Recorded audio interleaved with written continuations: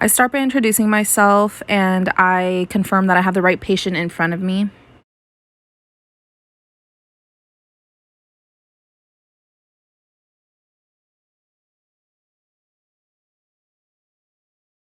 Then I'm going to do some passive range of motion and active range of motion for her hip external rotation.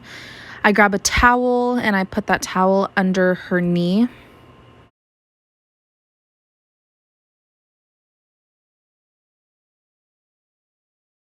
Then I'm going to start guiding her hip into external rotation and feeling the end fields to make sure that everything feels okay.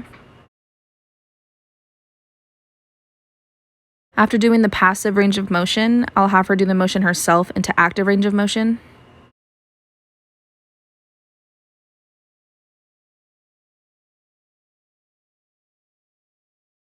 So next I'm going to do a general growth strength test on her hip external rotation. So have her seated. The patient is going to put her hip into external rotation. And then I'm going to apply pressure at the distal end of her medial ankle towards internal rotation. And then I have the patient resist my pressure. And the patient scored a 5. Next, I'm going to measure her external rotation using the goniometer. So since she's seated, her femur is going to be elevated parallel with the table.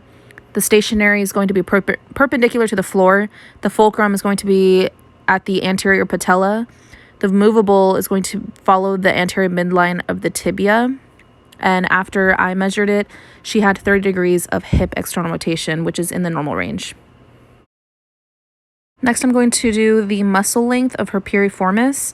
So with her laying supine, her hip is going to be flexed greater than 90 degrees. Her hip is going to be externally rotated, and then the hip horizontally adduction across the body. Then I see how much she's able to stretch that piriformis, and then I'm going to test it on the other side. As I'm testing the other piriformis on the opposite leg, I'm comparing how much the muscle stretches on both sides.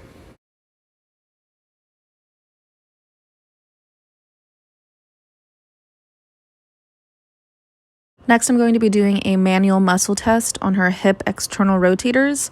So having her seated, her hip is going to be externally rotated. And I'm going to apply pressure at the distal medial leg, just proximal to the ankle. And I'm going to be putting pressure in the direction of internal rotation. And then my free hand is going to stabilize her ipsilateral knee. Also going to be testing her gluteus medius. So with her lying sideline, her knee is going to be fully extended. Her hip is going to be abducted with external rotation and slight extension. And then I'm going to be applying pressure at the distal lateral lower leg into adduction and slight flexion. And then with my free hand, it's going to stabilize at the lateral aspect of her pelvis.